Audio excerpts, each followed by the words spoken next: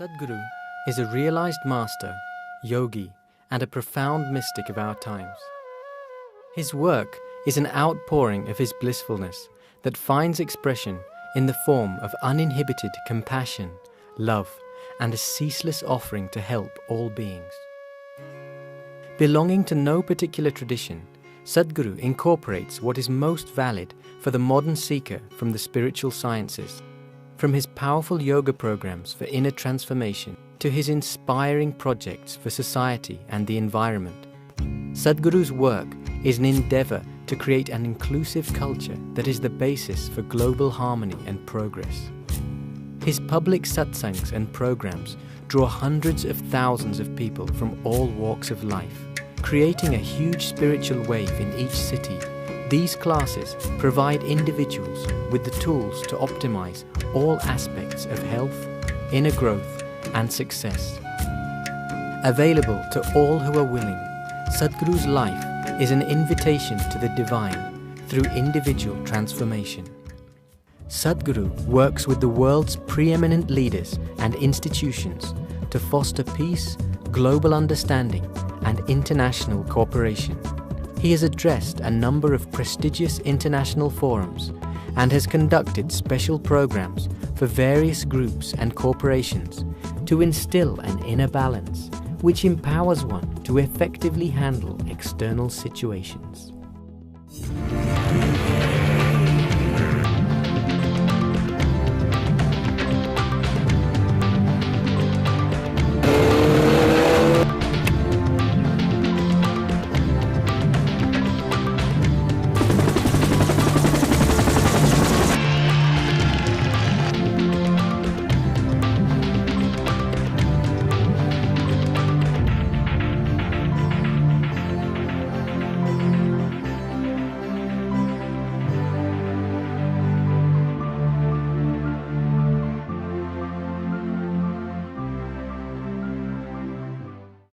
Stay with us for the remarkable story of an Indian surgeon who fuses technology with compassion. The whole strategy is about reducing the cost of procedure on the human body by 90%. Well now, thanks to one man's dream, patients in rural India can get state-of-the-art treatment.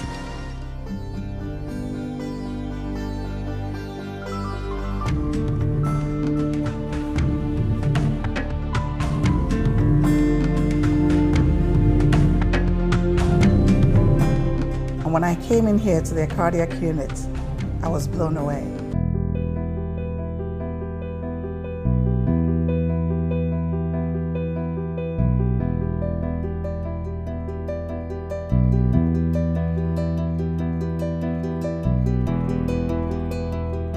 We have 750 million Indians spending 150 rupees per month just to speak on the mobile phone, and all we need is 10 rupees out of that, and we have the best health system in the world.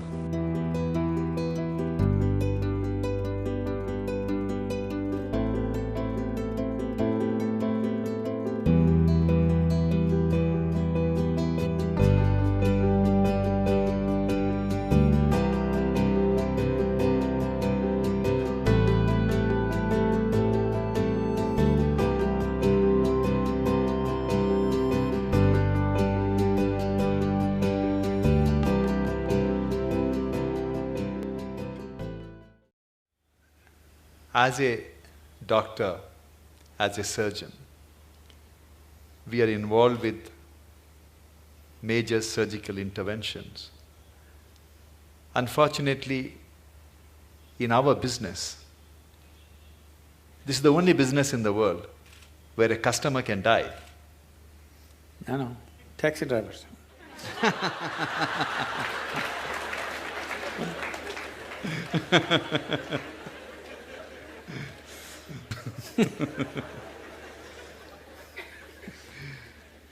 It's however much you try, Sadhguru, to dissociate ourselves. When you are operating, you need to concentrate and do the job, but what comes to your mind is the young wife, young children waiting outside. The margin of error is very small, few millimeters here and there.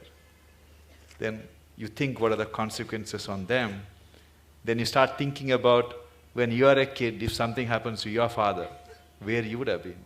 We are after all human beings. We are always torn between what we do to somebody and what could have happened to our own life. It's a constant tension. How do we overcome it? I've been in this profession for more than 30 years. Still, I haven't yet mastered the art of dissociating myself from the patient's life. Yes, when you're given a certain responsibility which could determine the shape and scope of people's lives, it's a big thing to carry on one's shoulders. But the important thing is that somebody has chosen to place such a responsibility in our hands. It's a tremendous privilege if we execute it. Can we do the best? We can never do the best, but we can do the best that we can do, always with life. Is it the best? No, we are doing our best. If we lack in that, then we have a serious problem. But if we're doing our best in everything that we do, we know it is not the best, but it's our best. We have not spared anything. That's good. And above all, when you refer to yourself as a human being, after all, we're human beings. This is a big problem. This will reduce our best. That is, people are always using the word human being as a limitation, as a compulsiveness, as a small thing. We are not referring to the word or term human being as a possibility. Instead of saying we are just human beings, why don't we say we are human beings? We're great, we're doing so many things, we can replace a damn heart. Isn't it? Yes. Now, replacing a part of a machine is not a big thing.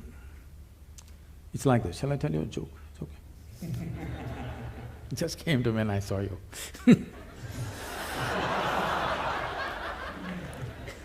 So,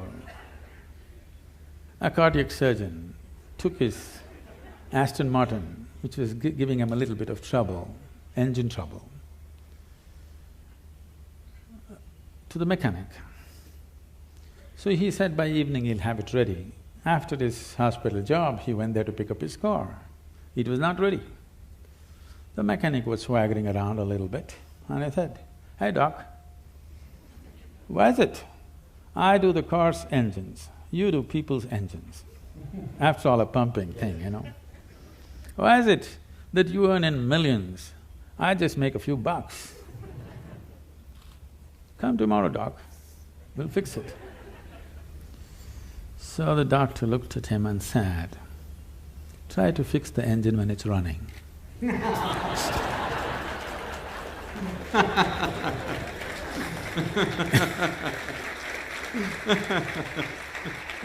That's an important thing. You got to keep it running and fix it.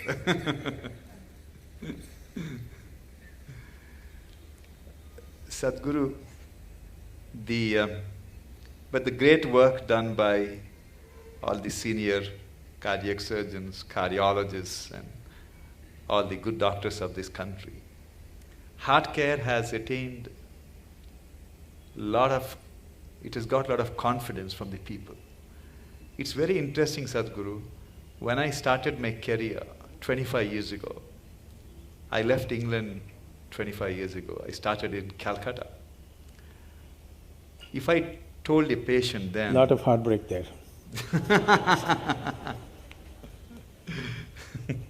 If I told a patient then that he needed an operation, it required more than an hour of convincing him for an operation. But today, I face a different problem. You're standing in a line. Today, Sadhguru, when I tell a patient, after seeing all the reports, that you do not need an operation, I have to spend 1 hour to convince him why he doesn't need operation. Everyone wants heart operation, Sadhguru. Is it for romantic reasons or…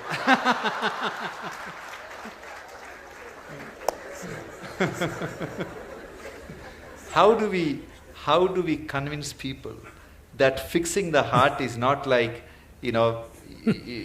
something wrong with your house, you get a plumber, he will fix it, or something wrong with the car, you change the parts. It is something different. We are not the magicians, or we are not the gods, and the nature is the best healer. And cardiac surgery is only a 50-year-old phenomenon. People have lived for I think centuries. they have also realized it's a dumb pot. It's a big dilemma for all of us, Sadhguru. Today, people want something to be done on their body all the time. Yes. If not heart, many other parts of the body. Yes, as I said, probably in another 50 years, 50% of the population will be going through these surgeries, which is not health, which is medical industry, but not health. If health has to happen, a culture of health has to come in. Not healthcare systems, not hospitals, not more doctors, not more surgeries, but a culture of health has to evolve. Right now, world is in a way of imitating everything that America does. They eat badly, they live badly, and they have a $3 trillion bill of healthcare. It's sinking the country, okay? It's sinking the whole nation, healthcare. We want to follow the same things. We want to dress like them, we want to eat like them, we want to live like them, and we want to get unhealthy like them, but our country cannot spend $3 trillion on you for sure. We'll let you die. Yes. We're not going to reach out to everybody and do surgery for 1.25 billion people. That's not going to happen in near future. And if it doesn't happen, it's a disaster. If it happens, it's a bigger disaster. That people do not know how to live well is a disastrous way. That I would say 70% of the ailments on this planet can be just handled with better sense of living, eating, atmosphere. If you manage, 70% will be gone. You can achieve this in 12 to 15 years of time on the planet if a determined effort is made by the people, by the policy and by everybody concerned, particularly the hospitals. They can do a lot. Because when they're sick, they listen, Otherwise they don't. When they're well, they don't listen. When they're sick, they will listen. They have ears, more ears than two when they're sick. That's the time to talk to them as to how to live better. These things are not new to us, these are very strongly rooted in our cultural milieu, but we are throwing it away for something which will bring us a lot of trouble. For immediate attention, for immediate intervention, of course, medical intervention is primary and it's most vital, there's no question about that. But long-term health will not happen because of medical sciences as we know it. Long-term health of a society or a nation or the planet will not happen that way. We have to bring a culture of health. What is the way to live? What is the way to eat? How to keep our body? How to keep our mind? How to keep our breath? How to keep the atmosphere around us? If this culture is not brought into us from our childhood, I would say it must be brought into the school curriculum itself.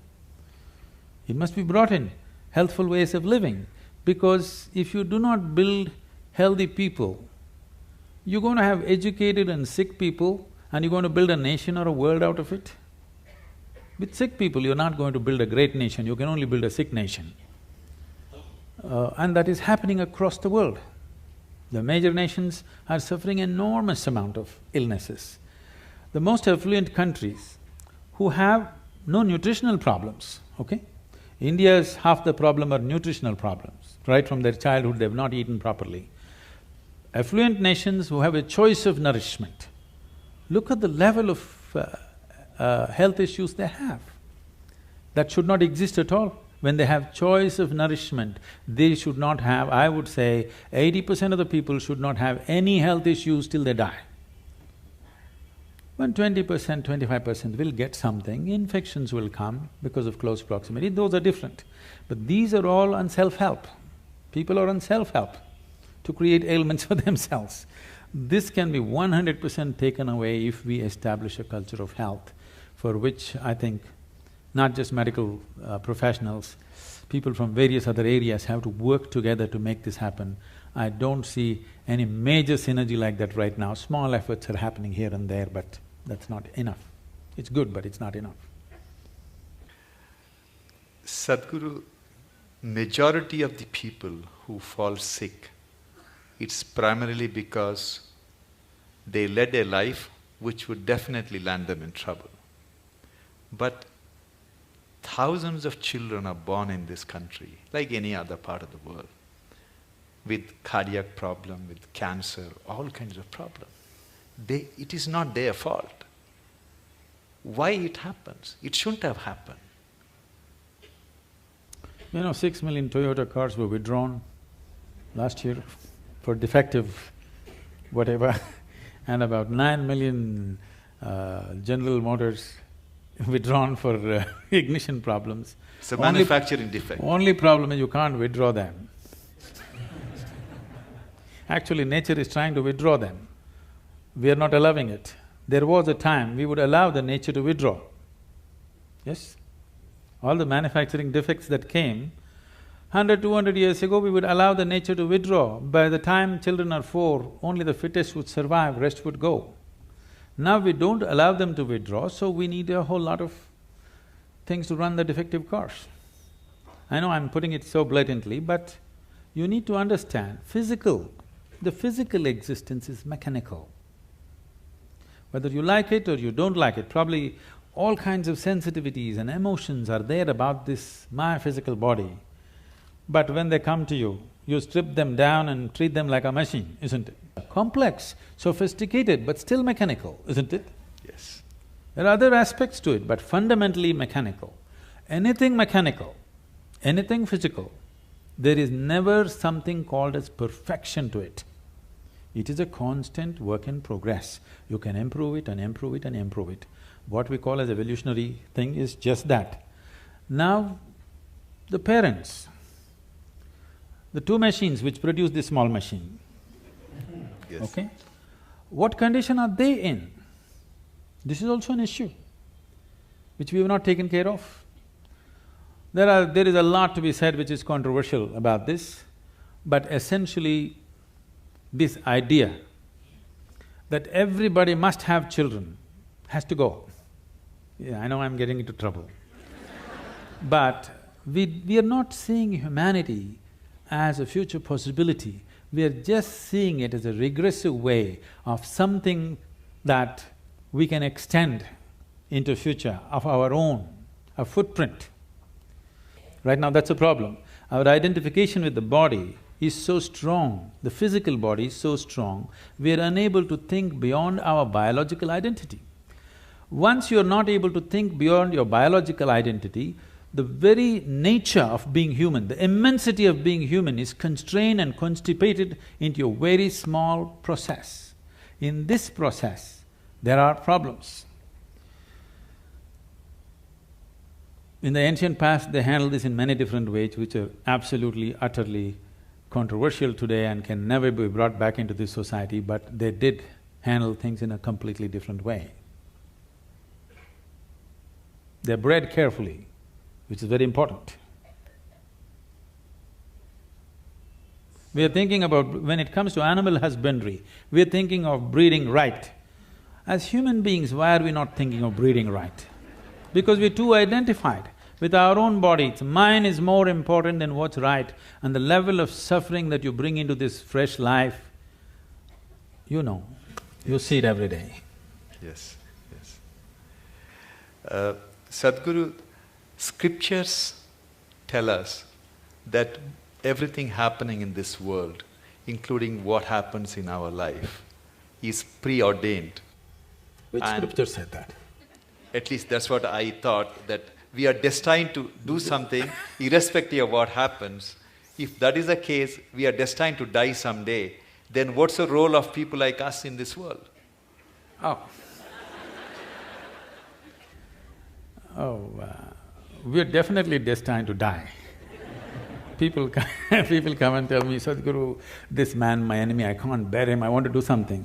I said, just wait, he will die. You don't have to do anything, just wait. Just be patient, that's all. So destined to die, yes.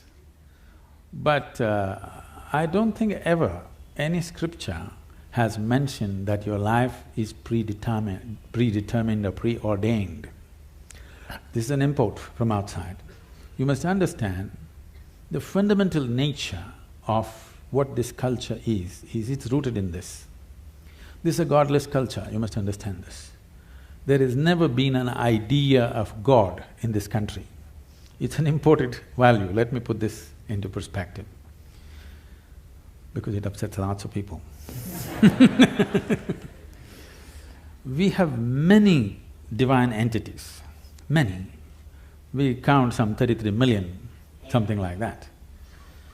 How did all these gods come up? So, the idea, the monotheistic idea is there's a god sitting out there and doing things to you, so they believe in dictatorship. That there is somebody who determines everything. Not so in this culture. Here, there is no idea of God, but there are many divine entities. What are these entities? Generally, if you look back, the language that was used for all the deities that you have is, you're a Devi, is a yantra, always a yantra. The word yantra literally means a machine or a device or a tool.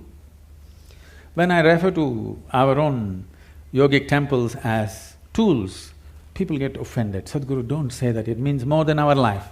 I said, if you are offended by this, you come to the ashram. I am going to give you a plumbing job to do in the ashram without tools. You must use your nails and your teeth and do plumbing in the ashram for 3 days. After 3 days, I'll give you a chain winch or a spanner. Will you worship or no? Will you worship the tool or no after having lost all your teeth? So the power of the tool is something that we always understood. We as human beings, we are who we are on this planet only because of the tools that we have created. If we did not have any tools, a dog would dominate us, isn't it? Yes or no? Yes. It's only because of the tools human beings have become who they are.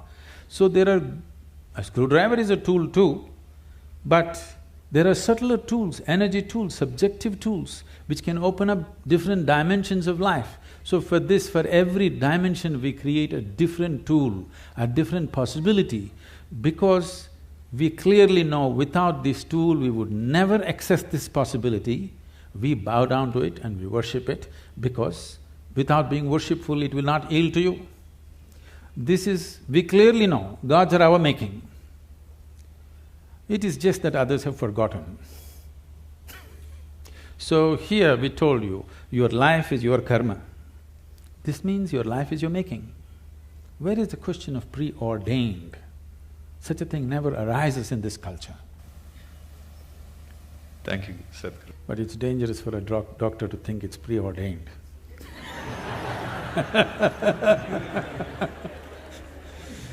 Today, the medical science has reached a level, Sadhguru, we really do not have to touch the patient. When I see a patient in my office, he would have undergone all kinds of tests. Scans. Everything is done, all the images are displayed, history is written, everything is planned. Technically, I can see the reports and tell the patient, okay, you need a bypass or you need valve replacement. But I always make it a point to take my stethoscope, put it on the chest, listen to the heart, look at the patient's eyes, put my hand around on his shoulders, touch the patient,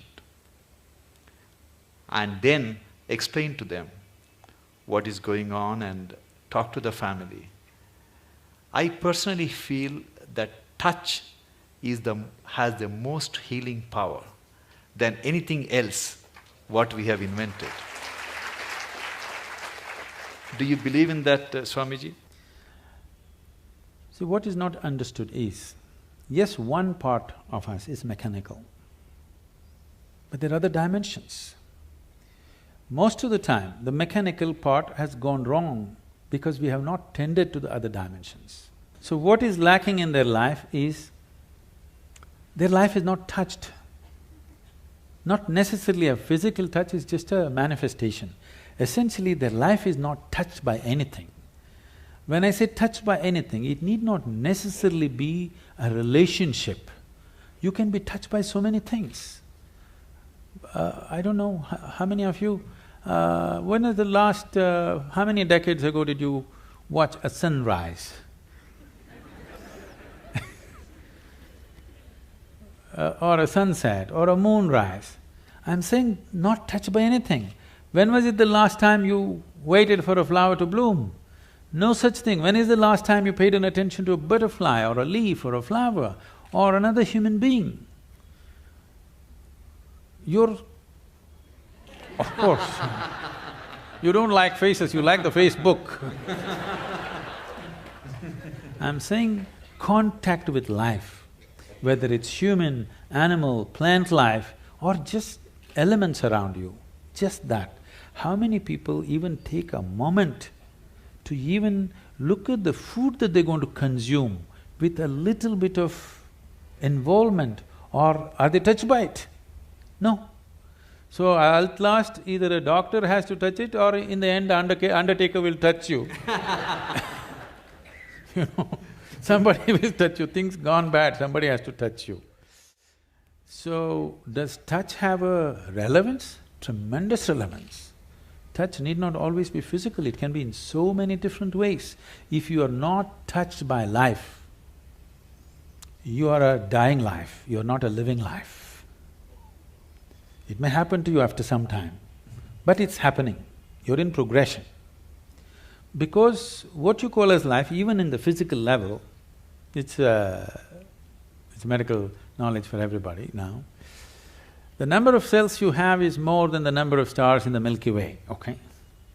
Every day, over 600 million billion cells are dying and new cells are being born. That means every second, 10 million cells are dying and 10 million new cells are born in your body. If you just leave the old guys, if you just take charge of this new 10 million cells every second that's coming up in your body, if you structure them properly, create them properly, if you have some say in how they will happen, if you have some influence as to how these fresh cells are born, your heart should be fixed, your brain should be fixed, everything should be fixed. Because that is the level of opportunity you have to rejuvenate your life second to second. But because you're totally oblivious to life, when I say oblivious to life, I want you to look at this. Right now, you cannot even call yourself as a living being because most of the time, what is happening with you is just thought and emotion. Thought and emotion is just psychological drama. It has no existential relevance. Here, 1,000 people can sit here and live in 1,000 different worlds right now. That means nobody is in reality. Nobody is living, everybody is thinking about life. Psychological space, what happens, has unfortunately overtaken the existential process of life. You do not experience life, you're only thinking and reacting to situations around you. Thought and emotion is dominating everything. So right now, today morning, sun came up on time. You don't think much about that, okay, so what? Now you need to understand, if sun does not come up tomorrow morning, within 18 hours, all life on this planet will largely cease as we know it. So I'm telling you, sun came up on time today morning. I want to hear appropriate noises. Yeah. None of the planets in this solar system collided today. In the whole universe, no accidents. In this endless cosmos, no accidents, everything going right. But you have one nasty little thought crawling in your head and it's a bad day. I'm saying you completely lost perspective with life. You lost perspective as to who you are. It's a kind of madness. So once you lose perspective as to who you are and what is your space and status in this existence, you are a sickness by nature. It's not the doctor has to diagnose you, it's already on. One day it will manifest to a point where his instruments or his touch will tell him, but it's already on. The process is on. When it goes beyond a point, he'll give you a prescription or a surgery. But the process is on, you're working hard towards it. There are large number of Indian or Western techniques of healing which may not have scientific data, but they work. And I have a personal experience. Many years ago, my wife developed lower backache. It was intense pain, excruciating pain. As usual, I took her to a neurologist. They did MRI and everything is fine, there is no problem, but poor thing, she was I'm really… glad you were not a spinal surgeon, otherwise you would have done it. Then my brother-in-law suggested that I should take her to see a acupuncture specialist. As a doctor, it was a bit embarrassing for me to go to somebody. And he didn't have a fancy clinic. I went to his house and he talked to my wife for a few minutes and he made her sleep flat on the floor. And Sadhguru, he took, from the heel, he started pressing on her lower back for 10 minutes as I was watching. I'm not exaggerating, she never had the lower back pain ever since. I'll show you thousands and thousands like that. Not even with any needles, simply. I was so fascinated because he cured my wife and he did something which I couldn't do it for 32 years. She was fine. There are many ways of treating people, and as professionals, we have to respect all the ways of treating. Definitely, I would say allopathic system is at its best when there's an emergency. When there is time, definitely other systems are way better if you ask me, in many ways. Particularly, this is something hardly known to people. In southernmost part of India, largely in Tamil Nadu, we have what is called a Siddha Vaidya.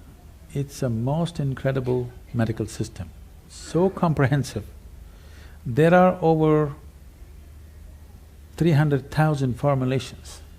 I don't think even modern pharmacopoeia has that. Over 300,000 formulations elaborately written down. And the fundamental difference between Ayurveda and Siddha is, Ayurveda is herb-based, Siddha is elemental. The only thing is, the skill level that it demands from the doctor is a challenge in modern world. This is something that you have to live, then only it works. The person who administers it is as important as what is administered. Who administers it? You're talking about touch, so who administers it is important, not just what is administered. But the nature of modern medicine is, you write a prescription, some chemist who knows nothing about it gives it, and they take it. It's only purely chemical and it works. But when there are chronic ailments, if there is infection, killing it with whatever, chemical bombing it is the way to do it. But when you're generating an illness from within, correcting it from within is most important. If there's an emergency, you have to intervene more aggressively, that's different. But these systems have such a comprehensive knowledge about health and well-being. But the problem is, it needs a lifelong involvement and dedication to become something good with this kind of system. It is not something that you can acquire as a profession and do it. Always it was seen as a sacred duty that you can actually…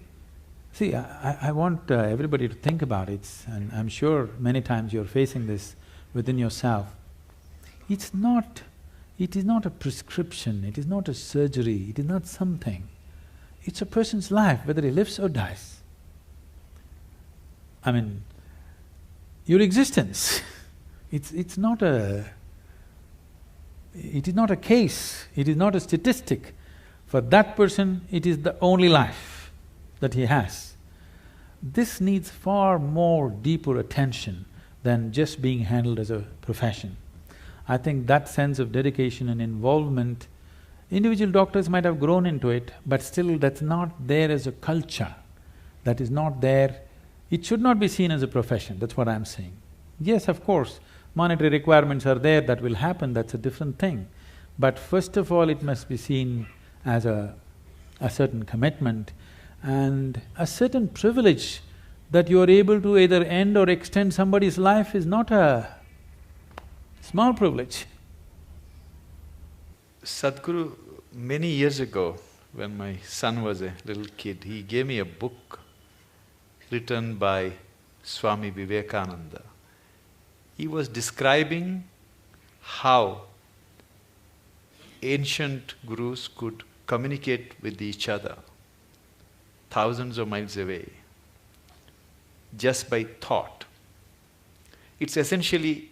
it's like a modern internet, how one computer can communicate with another computer in US or Europe, anywhere.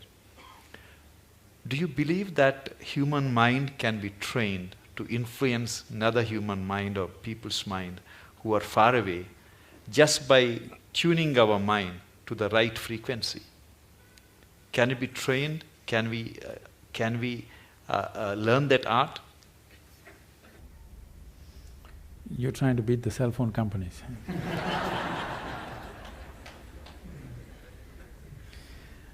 It's not just about the mind. See, when we say mind, the English word mind is only generally referring to only the thought process. Thought process is the most surface element of your mind.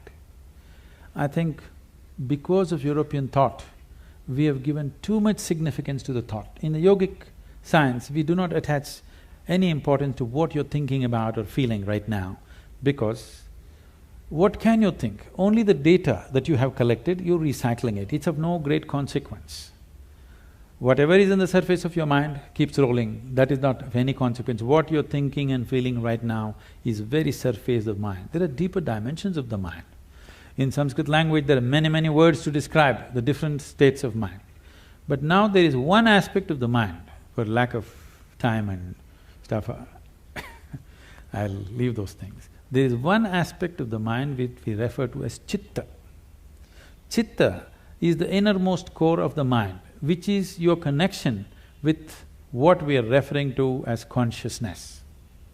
If your chitta becomes conscious, if your chitta acquires a certain level of conscious control, if you acquire, now you have access to your consciousness.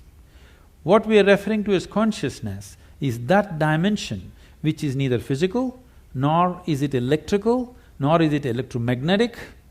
It is a quantum leap from physical to non-physical dimension. A non-physical dimension being the lap of the existence. It is the non-physical in whose lap the physical is happening. Physical is a small happening. In this cosmos, not even 2% or not even 1% is physical, rest is non-physical. This non-physical dimension, in the yogic terminology, we use a specific sound which is connected with that dimension. Today it's all very highly distorted. We call this Shiva.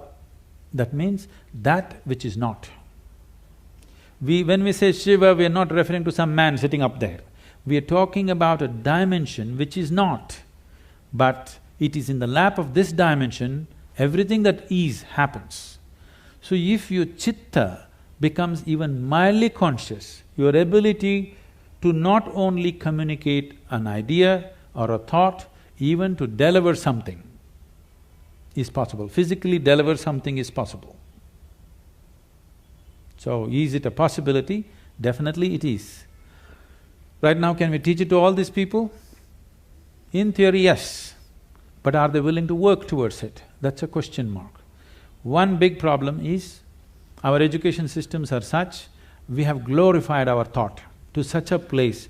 First, to bring that down itself will take time. To make them understand the stupidity of their thought, it will take a whole lot of time. Because everybody thinks they're smart, but actually the smartest thing about most people is their phone.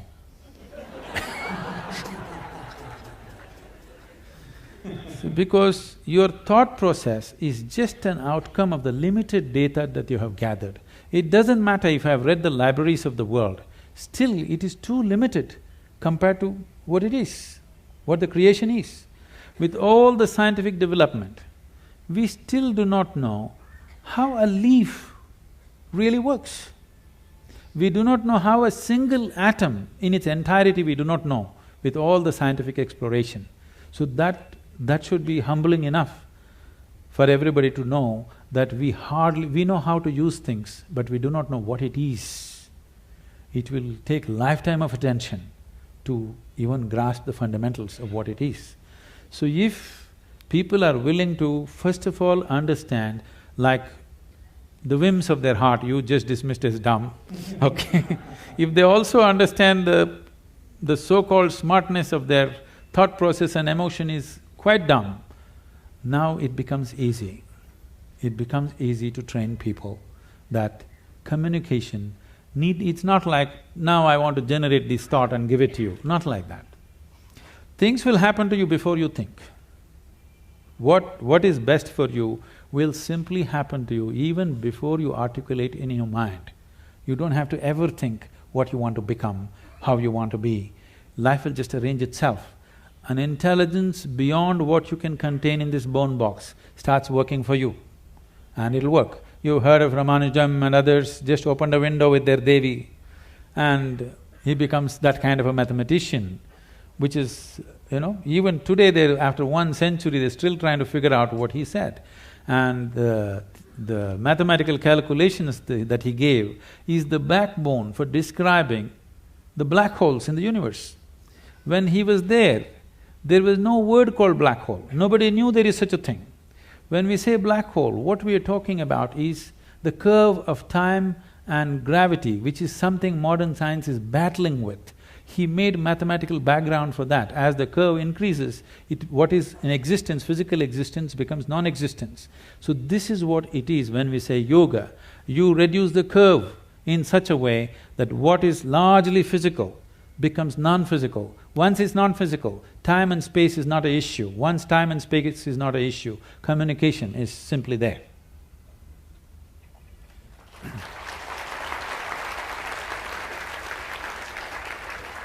About 20 years ago, Sadhguru, I received a check for 1 lakh rupees from a retired major from Indian Army. He just gave his name, he refused to, he didn't give his address. And he wrote a small note stating that the money I am giving you is too small for the path you have chosen. But God has His own mysterious ways of giving you the rest. It had a tremendous impact in what I thought, what I wanted to do. Is it because there is something called cosmic forces which are constantly trying to help society and doing, or it's something else which is influencing people to do something which is beyond their means? See, the ideas of something wants to help, something reaches out to you.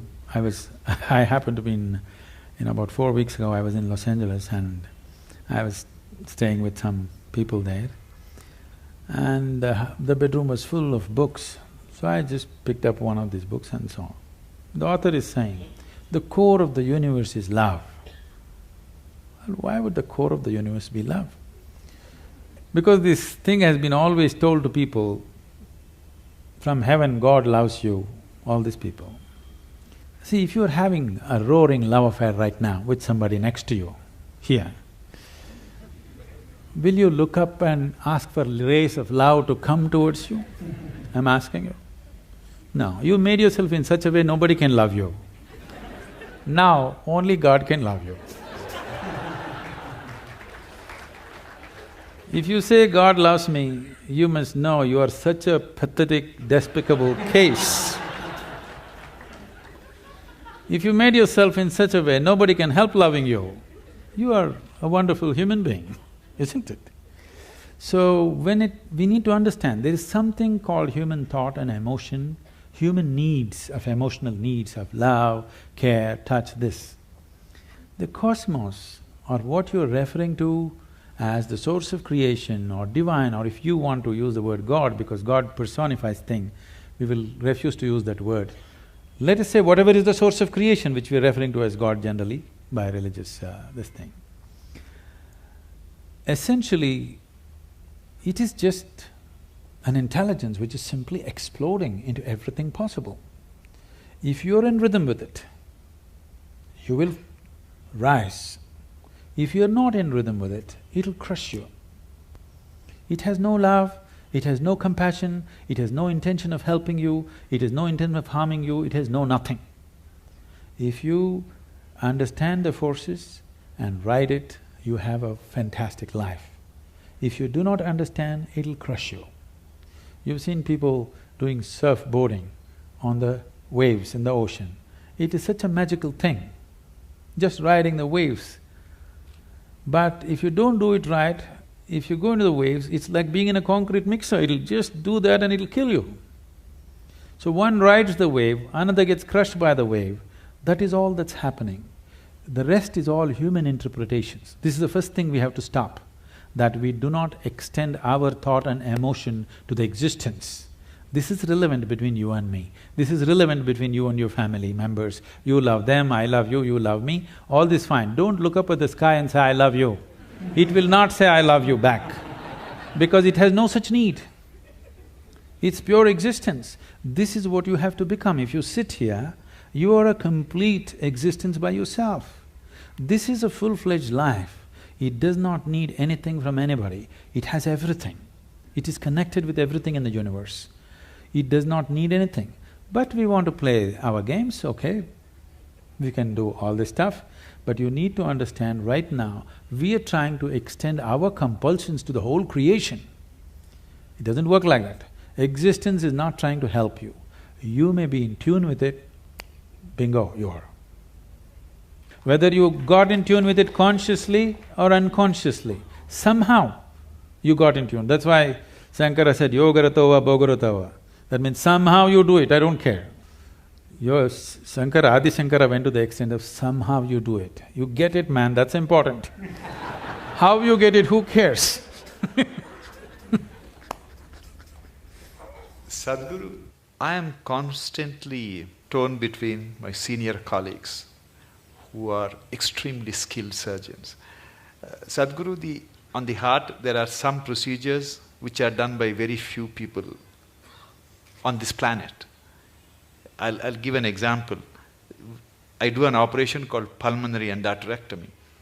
That's the blood clots from the leg goes to the lung arteries and it clogs up all the arteries. So 25 years ago, there was no cure for this. And once you're diagnosed, you're destined to die within a year.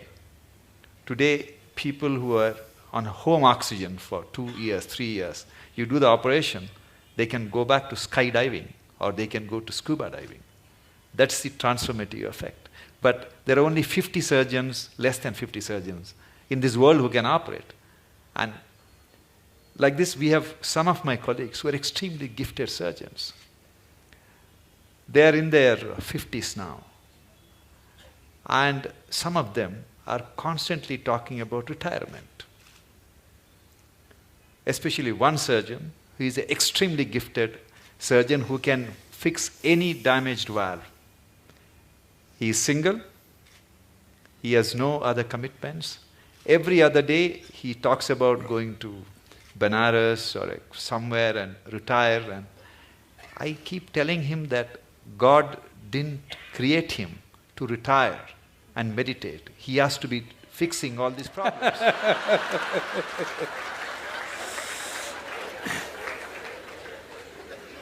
So he gives me extension every 6 months, Guruji.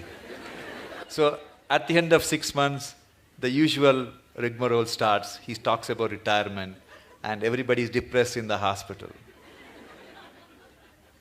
So how do you deal with this kind of people?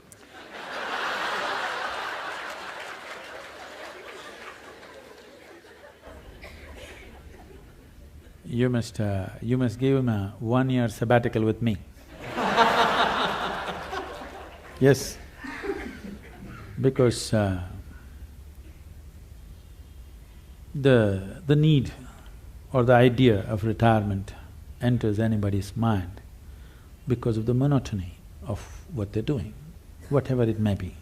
Somebody else may think it's a great thing, but in your experience, somewhere it's becoming monotonous or stagnant. Stagnation is one thing that human intelligence and human system cannot take, and most of the ailments are because of stagnation of life. They may be getting their, once in 3 years promotion, they may be making little more money, all these things may be happening. But somewhere experientially there is a stagnation, which could be a major cause for many of the complex ailments that people manufacture within their systems. The more complex they get, you try to create more talented surgeons. I'm saying we are manufacturing the problems, we are trying to manufacture a solution. I think as we offer solutions, people who have already gotten into problems, they need solution. But it's very important that we teach people how not to create these problems, so that instead of 50, you have to produce 5,000 expert surgeons to attend to all these people who are on self-help to illness. So I would say a surgeon who has a certain competence and who has worked through his life, if he wants to explore something of his own nature, that would be the greatest thing to do, because he's not a man without commitment, not competence. When competence and commitment is there, you should not run him through the rigmarole and destroy that possibility. It's important that he explores something of his own nature, which will make him… we don't know what he'll come up with. You cannot even estimate what he may come up with. I think a sabbatical is good. He may come up with something that you've not thought possible. I will convey your message, Sadhguru. I'm sure he's watching this program. Sadhguru, I believe that talent is something which is grossly exaggerated in success. It's… when I was in medical school, I used to teach martial art. That was my passion. And every time a Bruce Lee's movie was released, all these school kids would come and join in hordes to martial arts schools. We used to call it Bruce Lee They're phenomenon. gone after 2 weeks. Yes. And I used to see some kids whose physique is meant for martial art, who have the natural flair, and I used to think, oh, this kid is going to get a black belt. And interestingly, Swamiji, after 6 months, they're never there. The guys who go up to the black belt and, do something very good in martial art are the ones who joined the school without any skills, without any talent, who worked very, very hard. For everything they had to sweat it out. But in the end, they are the ones who succeed. How do you explain this phenomenon? See, for a variety of reasons, let me not go beyond this. For a variety of reasons, a certain individual could be born with a certain flair, physical flair, mental flair, emotional flair, style. 5-year-old child, one has style, other is clumsy, okay? So the one with the style is not going to become necessarily a fashion thing. Somebody else who seems to be clumsy may grow into something else. Like, you don't know when a woman is pregnant, the child within that womb, whether it's a sage or a sorcerer. Nor the woman know. No, the mother does not know whether she is producing a sage or a sorcerer or what. This is because I use the word coherence because of modern science is using that word. Who you are here right now, as you sit here, this is physics. Every subatomic particle is in constant contact with everything. What you call as cosmos is living life and it's a live mind. You have captured only one small part of it. If you work with only that one small part of what you have captured, both as life and as intelligence, you will function at a certain level. If you apply yourself to break the barriers of your limitations that you've set for yourself, then there is an intelligence beyond anybody's understanding, beyond anybody's estimate, which is available to you. Once this is available to you, people think you're superhuman. No, this is not about being superhuman. This is about realizing that being human is super. The immensity of being human has not been realized. So we are always making a kind of a mathematical calculation. Okay, if this person has this much IQ, maybe this is what he will become. This is what Newton's law, that everything that moves on this planet works to a mathematical precision or a geometric precision. That is, if you take a pendulum, the length of the pendulum will decide how it will swing. If you take a projectile, depending upon its mass, velocity and the trajectory, it will go to a certain place. That is not how the cosmos is working, because what you think is physical and not physical is all mixed up within this human being. The physical self, the psychological self, the emotional self, and who you call as myself, the life within you, the fundamental life process, these are all different dimensions. And the innermost core of who you are, which, because all the other words are corrupted, I'll use the word life or just you, what you call as me. This, if you allow it, if you do not identify it with any form, with your physical form or with other different identities what you take on, it has a way of being cohesive or collaborative with everything around. When we say somebody worked hard, all he is trying to do is stretch his boundary of identity, isn't it?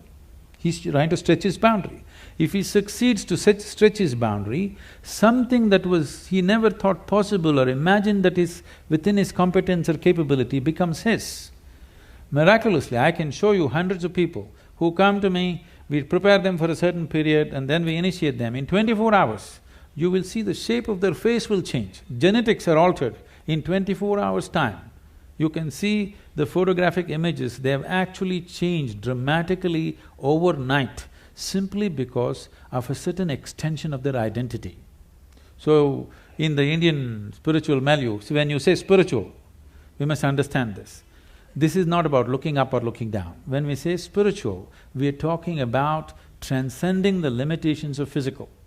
So right now, the physical is here as if it's a solid entity in people's experience. But modern physics is telling you and medical science is beginning to tell you, or if people don't understand, if they just hold their nose for 2 minutes, they understand that they are not an independent existence. It is in transaction, not just in terms of breath. Even on the level of subatomic particles, it's in constant transaction. If this transaction becomes even minutely conscious, suddenly you have immense capabilities that you never thought were possible. Biological identity is the most limiting identity that you have because it limits to the area of your body. Now when you strive, you break this. It doesn't matter in what way you strive. Most people strive in unconscious, unscientific, simply out of striving, they do things. But there are ways to strive scientifically in a proper way. There are tools to strive with specific direction to break the limitations of who we are. If you break this boundary, the subatomic particles are transacting, the intelligence is transacting, only you're missing the whole game. If you don't miss the game, if you are in the game of life, not in the game of thoughts and emotions. You're in the game of life. Suddenly, just about anything you want, you can do, not this or that. I'm saying anything a human being can do, simply if he breaks his barriers.